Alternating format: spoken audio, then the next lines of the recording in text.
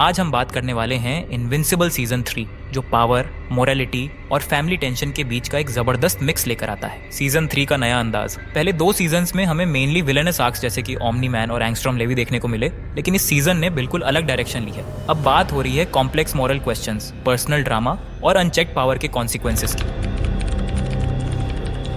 Episode की शुरुआत होती है मार्क ग्रेसन इनविंसिबल के नए हाइट्स एक्सप्लोर करते हुए, लेकिन यहाँ एक की टेंशन भी सामने आती है। यूथफुल पोटेंशियल और सुपर हीरो लाइफ की हार्श रियलिटीज के बीच का स्ट्रगल। मार्क के पावर्स तो ग्रो हो रहे हैं, लेकिन उनके साथ साथ एथिकल डिलेमास भी बढ़ रहे हैं। हर पावर का अपना एक प्राइस होता है ना। इस एपिसोड में रेजरेक्शन और रीएनिमेशन का थीम बार बार नजर आता है, जैसे कि डुप्लीकेट जिसे हम सोचते थे कि वह मर गया, और रेक्स ब्लॉड जो अभी भी जेलसी और इनएडिक्वेसी के साथ जूझ रहा है। यहाँ लाइफ और डेथ को परमानेंट समझना मुश्किल हो जाता है, और जब कैरेक्टर्स वापस आते हैं तो नए टेंशन्स क्रिएट हो जाते हैं। मार्क और रेक्स एक छोटी सी मिशन पर निकलते हैं नेशनल आर्काइव्स में ब्रेक इन रोकने के लिए, जहां 2 माइनर क्रुक्स, ड्रॉप किक और फाइट मास्टर इन्वॉल्व होते हैं। इनिशियली मिशन सिंपल लगता है, लेकिन फिर ट्विस्ट आता है। मल्टीपा, एक वेंजफुल विलेन, इनविंसिबल और रेक्स के एरोगेंस का फायदा उठा लेता है। जो शुरू में एक ट्रिवियल मिशन था, वह एक केओटिक कॉन्फ्रंटेशन में बदल जाता है और मल्टीपा के डुप्लीकेट्स डिस्ट्रॉय हो जाते हैं। इस मॉरल कॉन्फ्लिक्ट के मोमेंट में मार्क अपने पास्ट एक्शंस, उसमें एंगस्ट्रॉम लेवी का मर्डर भी शामिल है, के वजह से रिमेनिंग कॉपीज को मारने से इनकार कर देता है। ये मोमेंट दिखाता है कि कैसे वह ग्रेजुअली अपने अप्रोच को इवॉल्व कर रहा है। एपिसोड का एक और इम्पोर्टेंट एंगल है मार्क के यंगर ब्रदर ओलिवर की रैपिडली डेवलपिंग पावर्स। जब मार्क को 17 साल की उम्र में पावर्स मिली थी, तब उसने उनकी जिम्मेदारी को समझा, लेकिन ओलिवर जो बहुत तेजी से ग्रो कर रहा है, अब एक एग्जिस्टेंशियल क्राइसिस फेस कर रहा है। उसके पास पावर्स हैं, पर रिस्पॉन्सिबिलिटीज को समझने का टाइम अभी बाकी है। अब ओलिवर का potential GDA, global defence agency के लिए एक वेपन बनने का रिस्क उठा रहा है, जो फ्यूचर में मॉरल डिबेट्स को जन्म देगा। मार्क इस सिचुएशन में एक तरफ से ओलिवर को प्रोटेक्ट करना चाहता है और दूसरी तरफ उसकी ऑटोनॉमी का रिस्पेक्ट भी करता है। इस एपिसोड में मार्क और ईव के बीच का रिश्ता भी एक्सप्लोर होता है। मार्क अपने ट्रॉमा से बाहर निकलने की कोशिश में ईव को एक फ्रेश स्टार्ट ऑफर करता है, लेकिन डेट तब ऑकवर्ड हो जाती है जब ईव को पता चलता है कि उसका एक ऑल्टरनेट वर्जन भी एग्जिस्ट करता है, जो एक टॉक्सिक रिलेशनशिप में फंसा हुआ है with a different mark from her world. ये ट्विस्ट दिखाता है कि पास्ट कैसे हमेशा कैरेक्टर्स को हॉन्ट करता है। सबसे स्ट्राइकिंग मोटिव इस एपिसोड का है जीडीए की मॉरल एम्बिग्यूटी। जीडीए रिएनिमेटेड विलेंस जैसे सिंक्लेयर और डार्कविंग को हायर करता है। इससे टेम्पोरेरी विक्ट्री मिलती है, लेकिन मार्क डिस्टर्ब हो जाता है देखकर कि गुड गाइज क्रिमिनल्स और उन लोगों पर डिपेंड कर रहे हैं जिनके हाथों खून लगा है। ऐसे अलायंसेस के कॉन्सिक्वेंसेस से मार्क को यह क्वेश्चन पैदा होता है, क्या एंड जस्टिफाइड है मीन्स के लिए? मार्क गुस्से में सीसिल के डिसीजन, जिसमें क्रिमिनल्स को एम्प्लॉय किया गया, को लेकर जीडीए के साथ पेंटागन में कन्फ्रंट होता है। इस कॉन्फ्रंटेशन में मार्क एक हाईटेक कंटेनमेंट रूम में फंस जाता है, जो सीसिल का कंटिंजेंसी प्लान होता है। ये मोमेंट एक पिवटल पॉइंट बन जाता है, दिखाते हुए कि जीडीए कितना कंट्रोल मेंटेन करने के लिए कुछ भी करने को तैयार है। अब मार्क और सीसिल के बीच ट्रस्ट टूट चुका है, और ये कॉन्फ्लिक्ट सुपर हीरो कम्युनिटी में डीपर फ्रैक्चर्स का सिग्नल देता है। मिड क्रेडिट सीन में एक ट्विस्ट और है, नोलन ओमनी मैन को कैप्टिविटी में दिखाया गया है। एक एलियन एलन नोलन को एस्केप का चांस देता है, लेकिन नोलन ब्रूटल ट्रीटमेंट के बावजूद एस्केप करने से मना कर देता है। उसका ये डिसीजन बताता है कि वह अपनी पनिशमेंट को जस्टिफाइड मानता है। इस एपिसोड की शुरुआत होती है एक पिवटल फ्लैशबैक से, जहां हमें पता चलता है कि सीसिल का वह स्कार कैसे बना। कुछ साल पहले सीसिल ने deadly cult order of the freeing fist के 2 मेंबर्स का सामना किया, जो एक टॉक्सिक गैस रिलीज करने की प्लानिंग कर रहे थे। यह गैस इतनी डेंजरस थी कि स्किन मेल्ट हो सकती थी और शहर में एगोनाइजिंग डेथ्स हो सकते थे। सीसिल ने हिम्मत दिखाई, लेकिन गैस के एक्सपोजर से वह अपनी जान खो देने के कगार पर आ गए। एक्सटेंसिव रिकॉन्स्ट्रक्टिव सर्जरी के थ्रू जिंदा रहने के बाद सीसिल ने वह स्कार अपने साथ रख लिया, एक हमेशा याद दिलाने वाला निशान उन इनोसेंट लाइव्स के लिए जो उस दिन खो गईं। जब डायरेक्टर रैडक्लिफ उन्हें कंफर्ट करते हैं, कहते हुए तुम्हारे एक्शंस ने कितने लोग बचाए, तब भी सीसिल को वह दर्द और गिल्ट कभी छूटते नहीं।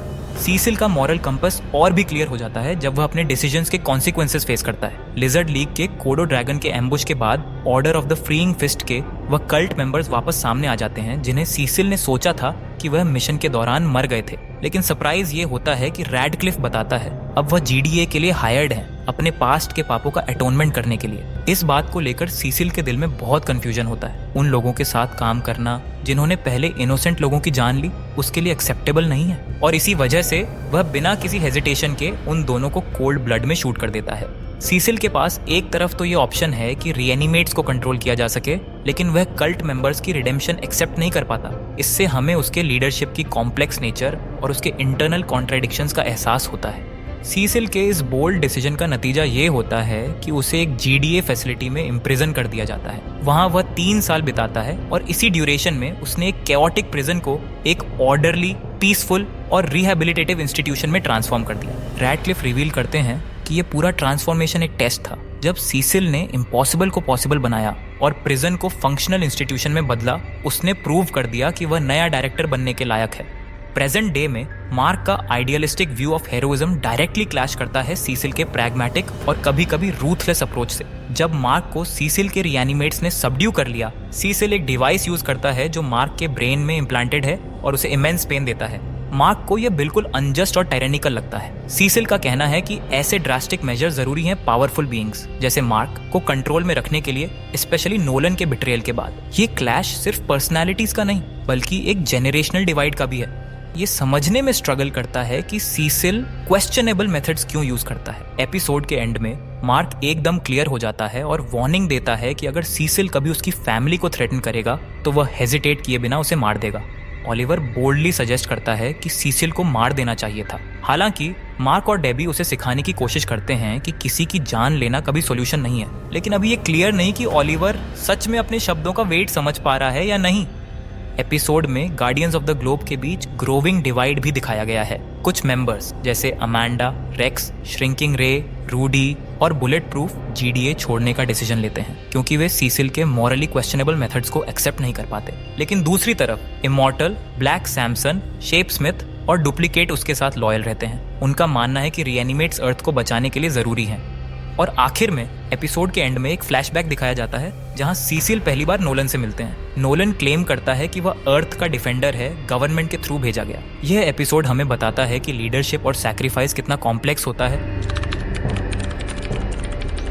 एपिसोड एक पावरफुल डायलॉग फ्री सीक्वेंस के साथ शुरू होता है जहां 2 क्रिमिनल्स, टेदर टायरेंट और मैग मैनियक, बैंक रॉबरी में उनकी गड़बड़ के बाद बुलेट प्रूफ उन्हें रोकने आता है। एक क्लोज कॉल के दौरान जब टेदर टायरेंट एक डरपोक बच्चे को देख लेता है, उन्हें रियलाइज होता है कि उनका वायलेंट क्रिमिनल लाइफस्टाइल कितना डिस्ट्रक्टिव है। कुछ समय के लिए उन्होंने अपनी पुरानी जिंदगी छोड़ने का सोचा और एक लोकल डाइनर में काम शुरू कर दिया, लेकिन जिंदगी की हार्श रियलिटीज ने उनके सपनों को तोड़ दिया। उन्हें नौकरी से निकाल दिया गया और अपार्टमेंट से भी फोर्सफुली बाहर कर दिया गया। इस डेस्पिरेशन ने उन्हें फिर से क्रिमिनल रास्ते पर डाल दिया और अगले हाइस्ट की प्लानिंग के चलते उनका टकराव इनविंसिबल से हो जाता है।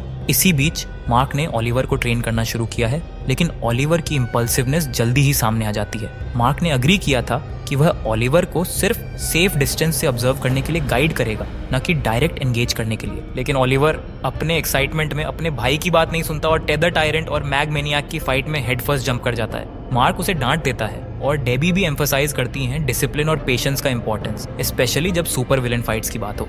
इसी दौरान टाइटन, जो अब शहर के क्रिमिनल अंडरवर्ल्ड का किंगपिन बन चुका है, अपने आप को मिस्टर लियो के प्रेशर में पाता है रिगार्डिंग मल्टीपा की इम्प्रिजनमेंट। शुरू में टाइटन जेल ब्रेक में मदद करने से मना करता है, लेकिन कई बार की पर्सुएजन के बाद एक लास्ट चांस के लिए वह रिलक्टेंटली अग्री करता है। मार्क इस सब के बीच ओलिवर को फ्लाइट लेसन्स देता है और आर्ट के वर्कशॉप ले जाता है, जहां ओलिवर को उसका पहला सुपर हीरो सूट मिलता है। लेकिन टेंशन तब क्रिएट होती है जब ओलिवर के सूट पर ओ का डिजाइन ओमनी मैन के सिंबल जैसा लगता है। ओलिवर को कोई प्रॉब्लम नजर नहीं आती, लेकिन मार्क को तुरंत याद आ जाता है ओमनी मैन के एक्शंस और वह अपने भाई को फैमिली लेगेसी का वेट समझाने की कोशिश करता है।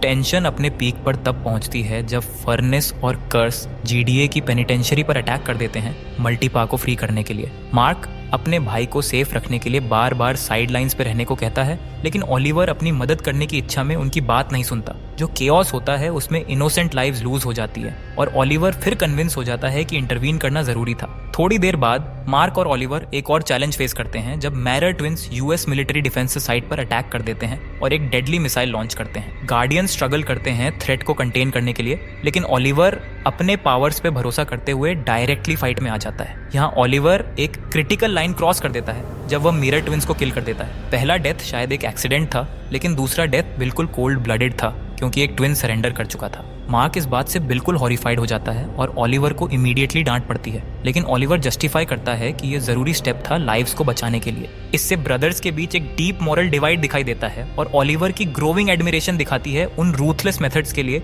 जो उनके फादर ओमनी मैन ने यूज किए थे। सीसिल सीन पर आता है और ओलिवर के एक्शंस का आफ्टरमैथ देखते हुए मार्क का गुस्सा और फ्रस्ट्रेशन क्लियर हो जाता है। ओलिवर समझता है कि मार्क का एंगर ये सिग्नल है कि फोर्स ही सॉल्यूशन है। मार्क फिर समझाता है कि किसी की जान लेना कैजुअली नहीं किया जा सकता, लेकिन ओलिवर बोलता है कि शायद उनके फादर ओमनी मैन ने भी अपने ओपोनेंट्स को स्लॉटर करने में कुछ पॉइंट देखा होगा। ये स्टेटमेंट हमें एक चिलिंग रिमाइंडर देता है कि ओलिवर के अंदर भी पोटेंशियल डार्कनेस है। एपिसोड एक ऑमिनस क्लिफहैंगर के साथ क्लोज होता है। फैमिली के टेंस रिफ्लेक्शन के बीच मार्क नोटिस करता है एक छोटा ड्रोन उनके विंडो के पास हवर करता हुआ। जैसे ही मार्क उस ड्रोन को ग्रैब करता है वह सेल्फ डिस्ट्रक्ट हो जाता है और एक ट्रबलिंग मैसेज रिवील होता है। मार्क को लगा था कि उसने एंगस्ट्रॉम को पिछले एनकाउंटर में मार दिया था, लेकिन सीरीज हमें याद दिलाती है कि नियर डेथ एक्सपीरियंसेस हमेशा परमानेंट नहीं होते। जैसे श्रिंकिंग रे, रेक्स एक्सप्लोड और सीसिल ने भी अपने आप को रिकवर किया है, शायद एंगस्ट्रॉम ने भी अपनी बॉडी रिबिल्ड कर ली है। अगर ये सच हुआ तो वह मार्क और उसकी फैमिली के लिए एक सीरियस थ्रेट बन सकता है। साथ ही मिड क्रेडिट्स टीजर में और भी क्वेश्चंस रेज होते हैं। एलन द एलियन का रोल जो रिसेंट एपिसोड्स में काफी बल्क्ड अप दिख रहा है, हो सकता है फ्यूचर में ओलिवर और नोलन के बीच भी टकराव हो, क्योंकि अब ओलिवर और भी पावरफुल लग रहा है और मॉरल लाइंस क्रॉस करने को तैयार है। अब यह देखना है कि ओलिवर का पाथ कहां जाएगा और क्या मार्क अपने भाई को नेक्स्ट ओमनी मैन बनने से रोक पाएगा। बस वक्त ही बताएगा। अगर आपको ये डीप डाइव पसंद आया हो तो लाइक, शेयर और कमेंट जरूर करें अपने थॉट्स के साथ। और हाँ, चैनल को सब्सक्राइब करना ना भूलें फॉर मोर इनविंसिबल अपडेट्स। मिलते हैं अगले वीडियो में, तब तक के लिए stay super and keep watching invincible.